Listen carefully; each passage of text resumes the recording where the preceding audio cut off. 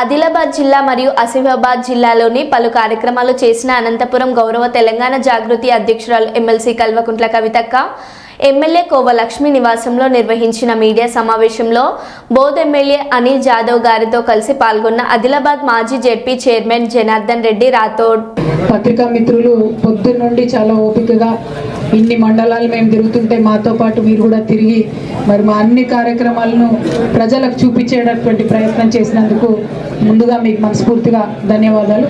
అట్లానే ప్రతి మండలం నుంచి తరలి వచ్చినటువంటి బీఆర్ఎస్ పార్టీ కార్యకర్తలకు నాయకులకు అందరికీ మనస్ఫూర్తిగా నమస్కారాలు తెలియజేస్తా ఉన్నాను.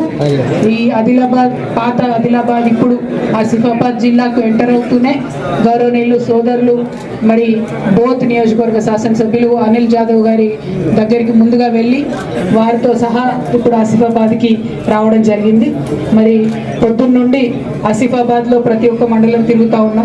ఇప్పుడు వేదిక మీద ఉన్నటువంటి గౌరవ పెద్దలు అక్క స్థానిక శాసనసభ్యులు కోవలక్ష్మి గారికి, అట్లానే జనార్దన్ రాథోడ్ గారికి, అట్లానే రవీందర్ సింగ్ అన్న గారికి, అట్లానే మన రాజరెడ్డి అన్న గారికి, ఇంకా మిగతా పెద్దలు నాయకులు అందరికీ కూడా నమస్కారం తెలియజేస్తూ మరి ఆసిఫాబాద్ జిల్లా ప్రజలందరికీ కూడా ఉద్యమాభివందనాలు.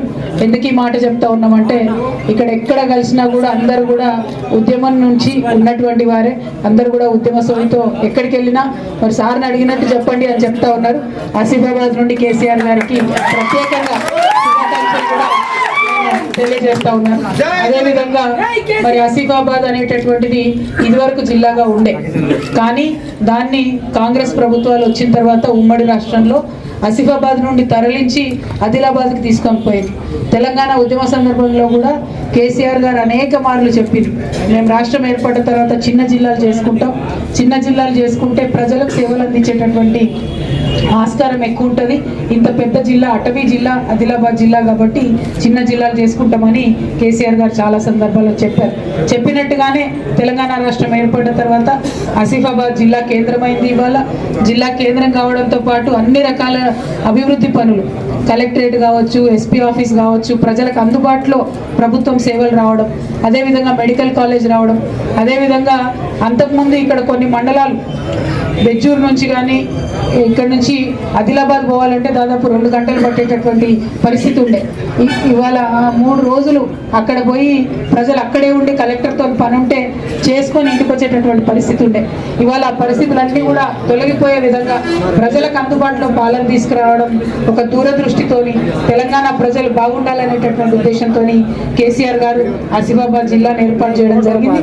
ఇవాళ జిల్లా హెడ్ క్వార్టర్ చూస్తుంటే నిజంగా చాలా గర్వం అనిపిస్తున్నది. ఎందుకంటే ఆసిఫాబాద్లో మెడికల్ కాలేజ్ రావడం అన్నది చాలా మంది ఊహించినటువంటి పరిస్థితి, కానీ మెడికల్ కాలేజ్ ఇక్కడికి రావాల్సిందే అని పట్టుబట్టి కేసీఆర్ గారు మెడికల్ కాలేజ్ని ఏర్పాటు చేయడం జరిగింది. అట్లనే అనేక కార్యక్రమాలు చేసినాం కేసీఆర్ గారి హయాంలో. స్కూళ్ళు కావచ్చు ప్రత్యేక శ్రద్ధ పెట్టి, మరి ఎస్టీ గురుకులాలు కావచ్చు, ఎస్సీ గురుకులాలు కావచ్చు, ఏకలవ్య స్కూల్స్ కావచ్చు, మైనారిటీ రెసిడెన్షియల్ స్కూల్స్ కావచ్చు, ఎస్టీ గురుకులాలు పెడితే అందులో ఎస్టీ ఆడపిల్లల కోసం డిగ్రీ కాలేజ్ కూడా పెట్టినటువంటి ప్రభుత్వం కేసీఆర్ గారి ప్రభుత్వం. అంటే ప్రజల పట్ల, ముఖ్యంగా ఆడబిడ్డల పట్ల ఎంత ప్రేమతో కేసీఆర్ గారు పనిచేసిందన్నది ఆసిఫాబాద్ జిల్లా ప్రజలందరి దృష్టిలో ఉన్నది. మరి ఇప్పుడున్నటువంటి ప్రభుత్వాన్ని కూడా మేము అదే కోరినాం, ఏదన్నా ప్రభుత్వం మంచి పని చేస్తే దాన్ని కొనసాగించాలి. కేసీఆర్ గారు చక్కగా గురుకులాలు పెడితే ఆ గురుకులాలను బాగా చూసుకోవాల్సినటువంటి బాధ్యత ఇప్పుడున్నటువంటి ప్రభుత్వం మీద.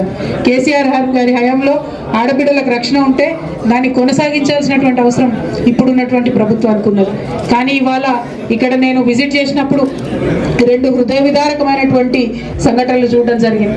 ఒకటి, ముందుగా నేను జైనూరు పోయినాను, అక్కడ నీలాబాయి అనేటటువంటి మహిళ మీద మరి అత్యాచార యత్నం జరిగిన తర్వాత చాలా దారుణంగా ఆమెను గాయపరిచి మరి ఆ అమ్మాయి బాగా ఇబ్బంది పడి హాస్పిటల్లో చేరినటువంటి పరిస్థితి. ప్రభుత్వం కనీసం ఆ అమ్మాయికి మంచి వైద్యం చేయించి ఏదన్నా ఆదుకునేటటువంటి ప్రయత్నం కానీ, మరి ఆ చేసినటువంటి వ్యక్తులకు శిక్ష పడేటటువంటి ఆస్కారం కానీ లేకుండా చేయడం నిజంగా బాధాకరం. అక్కడ ఏం జరిగింది, జైనూరులో ఆ ఘటన జరగగానే అందరూ కూడా